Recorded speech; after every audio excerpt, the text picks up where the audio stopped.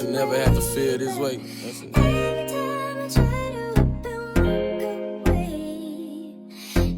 Hello?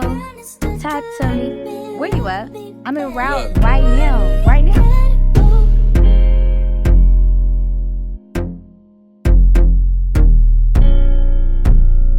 It's an easy call. It's the answer call.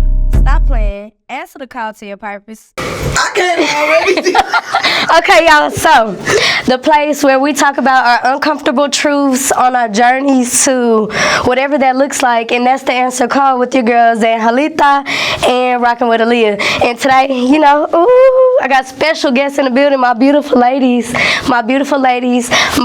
This episode, okay, is brought to you by Zay's Signature Creation, Brookies. And so as y'all see, we got something special for y'all. We have drinks, everything, and we just gonna get into it. The name of the episode is Pillow Talk, Women in Media. We have our women in media. Yes. Yes. So I'm gonna just introduce you. So TATIANA Battle, former TV producer, news anchor, news reporter at KMID, an affiliate at Big 2 News. And then we have Tayway with her own media platform, Growing and Glowing, Truth Tuesdays. And I asked both you ladies to be here because y'all are doing y'all's thing. Y'all doing y'all thing, and I just gotta give y'all flowers in this journey because it ain't easy. No, it's not easy. For sure. Yes. I want you to talk about, like, the journey that you're walking into. Tell us about it a little bit. So, honestly, I can say, like she said, it's not easy. Yes. I started True Tuesday. Actually, tomorrow is the 3-year anniversary. Congratulations. Congratulations. Shout out to my girl, Leah. It'll be the 3-year anniversary, and like I said, it's been a journey. Yes. But I can say I have wanted to quit 1,000 times, but it does take, like, you know, you just having somebody to really understand your vision, and that is my photographer. Yes. She, like, ride or die with me, so it just us picking back ideas and just really staying dedicated, committed, consistent. Yes. Consistency, like, you gotta have it because that's what keep people coming to your page, you know. Yes. People, and then also experience, because that makes somebody else want to tell you know, hey, I went on so and so show, and you know, yada yada yada type thing, content. So just, it's all been a learning journey for me, and I'm not gonna lie, I want to speak my truth. Like, I be trying to tell people, because I have a lot of people that be like, I want you to teach me this, teach me that. I didn't go to school for, like, the RTF or communication. I went to school for business. So everything that I'm learning, I'm doing on your own. Canva on my own. I'm trying to figure out how to do my website right now. I want to learn how to edit. I get with her to learn how to edit the pictures. Yes. I also want to say, when you have a business, also try to know how to do everything, because you never know if somebody can't make it, or if this break, or if, you know, you want to know how to do those things. You learning everything yourself. Tati, tell us a little bit about your background, because me and you sat on the news desk together at PV, and your journey is a little bit different. Yet you were once on TV, and now we're in a different space. I want you to talk about the beginning stages of prepping for TV in the space that you were once in. Yeah, like you said, we were on the news desk together. It was so crazy to think that, like, I remember waking up early in the morning, like, before my 8 a.m. Yes. Like, Zenaria, you need to get in your spot. Like, I'm going to run the teleprompter. You going to do the news. Like, it was crazy. And then fast forward to, like, my very first job out of college was a news reporter. And I also did digital media. So, like, the news, to me, I thought it was going to be cute. I thought it was going to be, like, exciting and fun, which it was at times. But it also was really, really trying. Like, when they tell you that, like, the test is part of the testimony, okay. Yeah, it was like that. Okay, so like that. You talk about it being trying. So we all been in a space where we gave our time to one of them, and they weren't the boy for us. So have y'all ever been in a relationship where y'all gave and it wasn't it? It wasn't you. He wasn't meant for you. I'm gonna let you have this because you made my stomach go. Okay. Just like in your career, right? I'm a Leo. I'm super passionate about anything I do. I'm like always like gonna go for it. And in my career, I always go for it. Like the things I want to do, I'm gonna go for it. Same thing in relationships and friendships. Like I'm loyal. I'm 10 toes down all the time. Yes. Sometimes the investment doesn't always return, right? And so you give and you give and you give. At what point do you say like, okay, I'm giving too much? Yeah. You know, I'm still trying to figure that out. But I learned my lesson in a very, very interesting situationship, because those are the worst. Yeah. Those are the worst. Those hurt worse than the actual relationship. And after that, I picked myself up and I said, you know what? I know my worth, and I'm putting a price tag next to who I am and what I do. And if you can't honor that, then I'm going to leave. And I meant that even in the early stages of my career. Yeah. I couldn't put a price tag next to what I was worth. I was like, look, I know who I am. I know my purpose. And I'm just going to walk away, and I'm going to have faith, knowing that anything's going to work out in my favor. Yes, and it is. And you, we've seen you just grow beautifully. And what I love about you, I always give you your flowers, but you give them right back to me. Absolutely. And you once told me, like, you get to narrate the stories that you want to tell. And here we are today, we're all doing that. And so as you transition to working at Harris County, the attorney's office, right?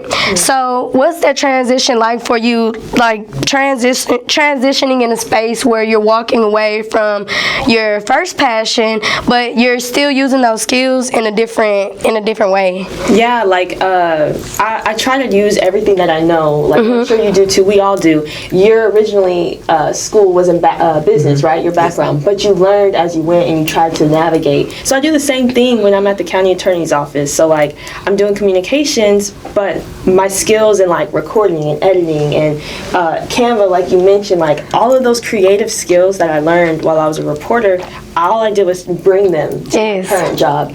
And what it really has shown me is that like no matter what avenue you take, as long as you're willing to put in the work to learn, one of the biggest things is you never want to be in a room where you feel like you know everything. And I love a challenge. And this job has definitely been a challenge, but it's been fun. So yeah, I took the skills I had and I applied them, and I'm lucky to be in a really healthy work environment that supports you, loves you, pour into you. Look, I'm just glad you're back in Houston for the meantime, so I'm gonna take that in. Now, Tay, so when did you know, you don't have a background in communications or media, but you do an awesome job, and we wouldn't know. That's one of the pretty lies. People have misconceptions for you. So I would say, when did you know like this was a hidden talent for you? TSU, so I heard y'all say PB. Yes, PB. But we support not TSU, HBCUs, right? Okay. But TSU, I don't have like a college background and things like that. I'm actually the first to do everything in my family. Wow. And I want to say like my sophomore year in college, it was just like I started to see like a lot of people were drawn to me. My junior year, I pledged Zeta Phi Beta, so I'm part of a sisterhood. Yes. And I was the community service chair there. And then my playing around in business class, and my friend was like, you've been in this org for 4 years, which was UPC. And it was like, why don't you try for president? And I'm just like, I'm not about to do that. And that was the first step to taking me out of my comfort zone. Me and my friend just playing around. I ended up having to do a speech, come up with a whole campaign, all of that. And I already have that bubbly, go-get-it spirit. Like I tell people, if a tree would talk back, I'm going to talk to it. Like I can go up to a room, like if the vibe is right, I can go in there and talk. But really TSU is what just brought it out of me, being University Program Council president. I tell everybody, that changed my life. I had to sit in different rooms. I had to know how to talk to the police. I had to know how to talk to the university president. I had to know how to talk to this person. Like, you can't always go in. You got to know them certain words to use, because a lot of people, the president still call me 4 years later to this day and be like, how did you do this event? How did I say, y'all just have to go in and you have to know how to talk to them. Because you hosted events, you did a lot of things prior to. You were like the voice of TSU, right? Hosting. So I would ask both of y'all, do y'all feel like your HBCU prepared you for today? I can say yes. and then in all different just dynamics. Yeah. On the family aspect, on the because a lot of people say when you go to school, oh, they didn't teach me that. I feel like it's really what you go in and put in is what you're gonna get out. Yeah. Like if you get into the business orgs and the business groups and the business chats, you're gonna learn more stuff. Yeah. But if you just go to school and just go to school, I mean, you just go. You gonna get what you right. You gonna get what you put in. So I can say like TSU, like family aspect. Like I said, I didn't go for media, but I still found myself talking to a lot of people, encouraging a lot of people. So I definitely say yes. Yes. What about you, Tati?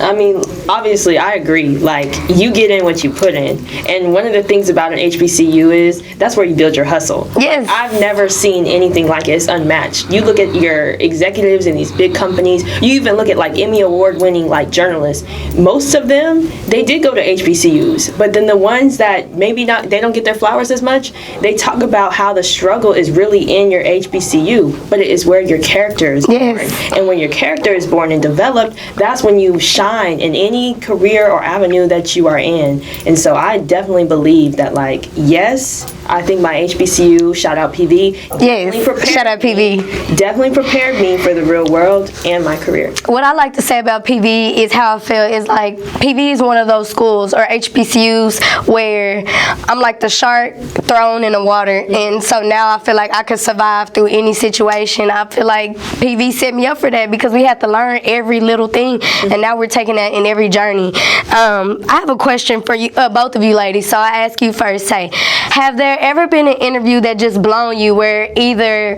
your interviewee wasn't giving you good feedback or you didn't come prepared or show up? It was just like, girl, that was not one of them ones. Wow, this is so crazy. So I want to say, with like my third to last interview before my season ended, I was like, I've been working on, because this is my first season, so I'm still trying to like trial and error and everything. And it was this one guy, I thought that he was gonna like answer the questions long, so I only had like 8 questions. And before I knew it, I was like, oh snap, I'm at question 8. So like, I'm not gonna lie, like I was interviewing him, but I was really trying to think of like, what you about to ask next? Yeah. So I'm just like, just ask him what he feel like his purpose is. So I'm not gonna lie, I was like, I had to think on my toes like real fast, because he was like yes and no questions that he was Yes. giving me, and I'm like, this ain't good. Yeah, you're not giving me what I Give need. me more. I need more. so yes, most definitely. Okay. That's rough. What about you? Ooh, I feel like it's the opposite. No, because it's like this. One of the things, I don't know what it is about like TV. People see a camera, they're like, "Ooh, I want to talk more." Yeah. And so like, I guess certain times when I would be like reporting, I get the opposite. Like, I'd either get the person who really wouldn't want to talk, or I get the person that they talk so much, and in my head I'm like, I can only use a 15-second soundbite. So it don't matter anyway. So anything you're telling me, right? Like, I'm listening, and I'm like, okay. Like, So I feel like I've had both sides where it's like the person would go in a circle, and then I'm like waiting to hear the answer, and I only got like 15 seconds. So now I can't even use this. I gotta scrap this. I gotta scrap all of it. Is it okay if I ask a question? That's good. Both of y'all. Okay. Yeah. How do y'all do like y'all facial expressions, like when somebody going too long? Like I'm gonna let Tati do that one. Cause I'm a very facial expressive person. I'll be like, and I know like when I go back and watch the video, my eyebrows gonna be right. Look, I'll say, in the path that I am, creating my own lane, show all that. Like somebody recently just made a little flyer myself. I'm trying to do this, like we were saying, learning how to do everything myself. And I uploaded a picture where I was interviewing this lady, and I was laughing, mouth all open. Somebody said, "Why you post that?" Cause I need to show them what I'm like when I engage with people. I need to show them what kind of experience they gonna have with me. So I would say for me, I want to show all that, even if I look crazy. Okay, got you. Okay, cause I just be The aggressive part. So I feel like I have a very decent poker face. Like I feel like whenever, like there was one specific interview, and a parent was talking to me, and they were talking for so long, and bless their heart, like I know what they were saying was very important, but I didn't have the time. And all I do when I feel like my face is changing is I try to think of a show that makes me think, like SVU, How to Get Away with Murder, and I think of a scene, and I just be like, I wonder what Annalise was doing that one time. And So then it just like makes my face, it just makes my face look so interested, but in my head it's like, What did you? don't know anything you just said. Okay. I don't think we can talk too much. They gonna know our secrets. We learning stuff. So I want to ask both you ladies, Tati, starting with you. What's the biggest misconception people have, people just make up of being a woman in journalism or being a black woman in journalism? Because we get into these spaces, or my first job, I'm thinking, let me get into this room. They didn't understand me. They tried to play me. They wanted to make me a character, and I'm like, I gotta go. Like, y'all want me to tell these certain type of stories, and I'm fine with telling them to put myself out there, but what about the stories I want to tell? Y'all don't care about them. So, like, what's the biggest misconception about anything? That's a good one. Okay, so this is what I'll say. So you get in this field, you're like, I want to be a journalist. I want to tell the stories that are not being told. Like, I want to be the voice for the voiceless, which you are. Don't get me wrong, you are. But when you work in certain like media industries, for example, when you're working in the news, there's just only so much that you can tell because you only have a time slot of only so much time, right? So when it comes down to even the stories you tell, you would be surprised the stuff that like higher ups actually care about. They think about numbers. They're not thinking about specific communities and things that actually reach them. They really are thinking about numbers. Numbers equal sales. Sales equal money. Money goes back into the pockets of the people in the media industry.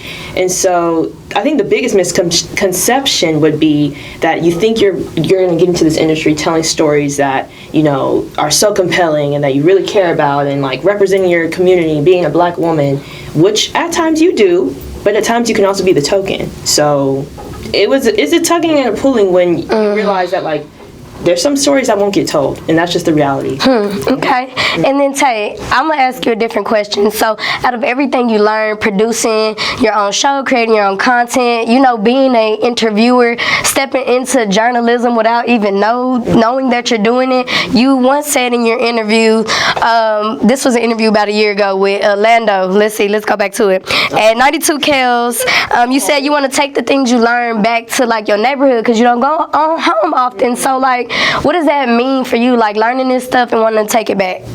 So that is actually really cool. Oh my God, y'all, she did our research and she named the person I interviewed. Like, girl, we got the receipts. You gotta be careful. We got the receipts. But it's actually crazy that you asked me that because I just recently went home. Yeah. My cousin did his second annual Heritage Fest. So I'm originally from Conroe. It's about 45 minutes away, 45 to an hour, depending on how you drive. Me, 45. But I'm from Conroe, and he had a festival, and I went back home, and I was able to do interviews on stage. I got to interview another one of my cousins because he has a haircut business. So, yes, it was very fun, very interesting, and I really enjoyed going back. And it made you just realize everything you're doing, you could pour into somebody else. Yes. I love that. Thank you, ladies, so much for sitting here. Continue to shine, continue to be bright. Let everybody know where they can follow y'all on social media, Tay, starting with you. And so how people could just stay connected and girls reach out to y'all, y'all continue to be a light for them. You can find me at Beyond Beautiful Tay on Instagram. I don't know if y'all Facebook savvy, but Shantavia Young. Also, True Tuesday. Come get an interview, and thank you for having me. Yes. Me and Leah didn't want it any other way. Tati? No, this has been such a wonderful experience. I love hearing about girls and their journeys in media. Y'all can follow me on Instagram at Tapping with Tati TV. Same thing. Yes. Facebook people, Tapping with Tati TV. It's same thing, Tapping with Tati TV. But yes, thank you so much. Yes. I love hearing this. Yes, thank you. Thank y'all. And look, the answer call, this episode is brought to you by Bookie's Brookies. We just want to say thank you. Shout out to him because he has several different flavors infused with alcohol. I'm talking about balloons, all different type of parties, luxury style. Thank you, Brookies. Thank you so much. And before we drop this call, you know, we're going to pick up the next one. They can pick up the next one with your girls and Halitha and Rockin' with Aaliyah. Y'all know what we do at the answer call. Thank y'all so much. Thank y'all for tuning in. Catch us at the next one. Thanks, guys. Thank y'all, ladies. I appreciate y'all. We're going to take some pictures, okay? Hey y'all, it's me, Zay, aka Bookie of Bookie's Brookies, the Brookie King, and I'm coming over here at you and here to talk about brookies. I don't know if y'all had a brookie before, but you haven't had a real brookie until you had Bookie's Brookies. It's a combination between a brownie and a cookie. We do them in 7+ flavors, delivering them locally, and we've been shipping them nationwide for almost 3 years now. And now we're leading up to our very first storefront, where we're gonna also be able to have that in joint with our children's literacy program as well with Bookie's Book Club. So definitely check us out at Bookie's Brookies on Instagram and all over social media, our website as well at zaysignaturecreations.com/bookies-brookies. And don't forget, our storefront is opening up very, very soon in this year. So check us out.